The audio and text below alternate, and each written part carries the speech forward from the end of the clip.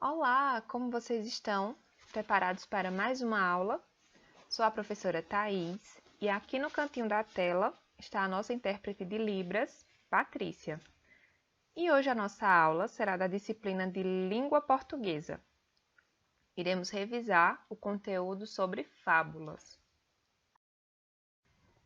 E vamos iniciar com o nosso momento de leitura de leite. A história escolhida para hoje é uma fábula que tem como título A Formiga e a Pomba, de autoria de Esopo. Ouçam com bastante atenção. A Formiga e a Pomba. Uma formiga sedenta chegou à margem do rio para beber água. Para alcançar a água, precisou descer por uma folha de grama. Ao fazer isso, escorregou e caiu dentro da correnteza. Pousada numa árvore próxima, uma pomba viu a formiga em perigo. Rapidamente, arrancou uma folha de árvore e jogou dentro do rio, perto da formiga, que pôde subir nela e flutuar até a margem. Logo que alcançou a terra, a formiga viu um caçador de pássaros que se escondia atrás de uma árvore com uma rede nas mãos. Vendo que a pomba corria perigo, correu até o caçador e mordeu-lhe o calcanhar. A dor fez o caçador largar a rede e a pomba fugiu para um ramo mais alto. De lá, ela arruinou para a formiga. Obrigada, querida amiga. E as morais dessa história, dessa fábula, são: gentileza gera gentileza, faça o bem sem olhar a quem, que o retorno sempre vem, uma boa ação se paga com outra, gratidão não se mede pelo tamanho do ato ou de quem o fez, mas sim pelo valor da atitude. O grato de coração sempre achará um jeito de demonstrar sua gratidão. Então, agora, nós vamos conversar um pouco sobre a fábula que nós acabamos de ouvir, A Formiga e a Pomba. Como vocês ouviram, a história de hoje é sobre a amizade de uma formiga e uma pomba, que foi construída através da empatia e da cooperação entre os dois animais. Mas o que é ter empatia? Nós sentimos empatia quando nós nos colocamos no lugar da outra pessoa. É quando a gente tenta compreender o que o outro está sentindo em algum momento. Além disso, da empatia, a fábula também fala sobre cooperação.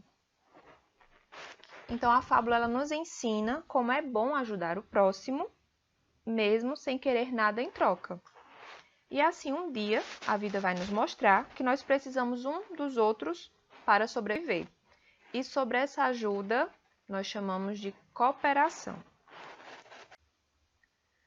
E qual foi o sentimento da pomba quando ela viu a formiga se afogando? Vocês lembram? Prestaram atenção na história? O sentimento que a pomba teve ao ver a formiga foi o sentimento de empatia, ou seja, ela se colocou no lugar da formiga ao ver o sofrimento dela, sem poder sair do lago, e assim, logo, logo, a pombinha vai em busca de uma forma de ajudá-la. Mas se a pomba não tivesse se colocado no lugar da formiga, se a pomba não tivesse tido empatia, o que é que poderia ter acontecido com a formiga? A formiga ela poderia ter se afogado, ela teria sido levada pela correnteza. Aqui nós temos mais algumas perguntas. Quando a pomba pegou uma folha e jogou para a formiga subir nela, será que ela estava pensando em ser recompensada? O que vocês acham? A gente pode dizer que não, né? Não devemos fazer, até porque não devemos fazer o bem esperando algo em troca.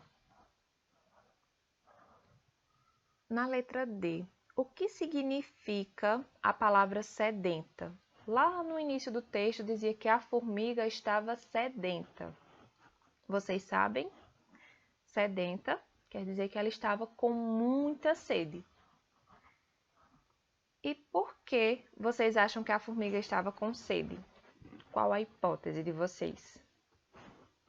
Eu vou dizer a minha. Eu acho que ela estava com muita sede porque ela passou muito tempo trabalhando, carregando folhas, e assim ficou cansada, ficou sedenta, com muita sede, e foi até o lago saciar a sede dela.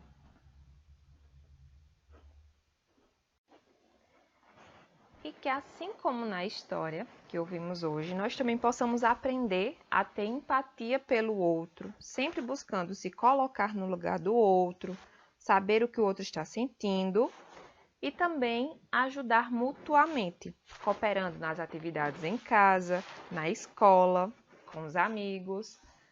Mas agora, dando continuidade à nossa aula, nós vamos relembrar, revisar as características do gênero textual fábula. Vamos lá? E agora nós vamos conhecer as principais características do gênero textual fábula. Prestem bastante atenção. A fábula é uma narrativa de ficção, ou seja, ela conta uma história imaginária. Uma outra característica é que os personagens geralmente são animais. Esses animais, eles representam atitudes e características humanas. E sempre no final da fábula vai apresentar uma reflexão, uma lição, que geralmente nós vamos encontrar o termo moral, a moral da história. Como já vimos nas outras aulas, cada tipo de texto, cada gênero textual, ele tem um objetivo, tem uma função e tem também uma estrutura, tem características próprias. E qual seria a estrutura de uma fábula? Sendo a fábula um texto narrativo, é importante lembrar-se de que ela deve ter uma estrutura mínima, de começo, meio e fim. No começo, vai ter a apresentação dos personagens e também vai ser apresentado uma situação. No meio, há o desenvolvimento do enredo, em que há a interação entre os personagens. E o fim é o desfecho da situação e dos personagens, como as coisas se encerram e a história termina. No caso das fábulas, o final é surpreendente e traz uma lição de moral. Além disso, o título sempre está presente e costuma ser o nome dos animais que são personagens, como por exemplo a cigarra e a formiga, o corvo e a raposa e a cegonha, o leão e o ratinho, entre outros. A temática, ou seja, o assunto que se quer abordar, está presente em todos os momentos da narrativa, tendo seu final com a apresentação da moral, da lição. Esse ensinamento serve para que as pessoas possam refletir sobre o comportamento em sociedade, nos ensinando para que a gente tenha amor, respeito, empatia e gentileza com as pessoas que estão à nossa volta. E antes de finalizar a nossa videoaula, iremos revisar agora o conteúdo da disciplina de Geografia sobre calor e frio. E como está em nossa cidade estes dias? Como está o tempo? Está muito quente, está calor ou está frio? Aqui nós temos duas imagens que estão representando diferentes tempos. Na primeira imagem, na imagem número 1, está representando o tempo de calor, tempo quente, e no número 2, um tempo frio. E para a gente comparar o tempo, a gente tem que observar muitas características além do céu e das nuvens. É preciso usar outros sentidos e perceber quais as sensações que eles nos proporcionam, como por exemplo, as roupas que cada pessoa veste. Como vocês podem ver na primeira foto, o céu está coberto de nuvens. Mas está calor porque as pessoas estão com roupas leves. Já na foto número 2, apesar do céu azul, as pessoas usam roupas quentes, estão todos agasalhados com casacos, o que indica que o tempo está frio. Além disso, a gente precisa também tomar alguns cuidados, como por exemplo, beber água para manter o nosso corpo hidratado, seja nos tempos quentes ou nos tempos frios. principalmente nos tempos de calor.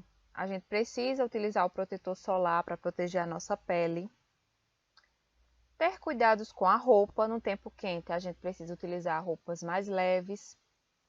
Já nos tempos frios, a gente precisa estar mais agasalhado, mais aquecido, né? Então, sempre tomar cuidados. E quais outros cuidados que a gente pode tomar, seja nos tempos de calor ou nos tempos de frio? E agora, chegando ao final de mais uma aula, agora é a hora da atividade. Façam tudo com muito capricho. Um cheiro, bons estudos e até a próxima aula!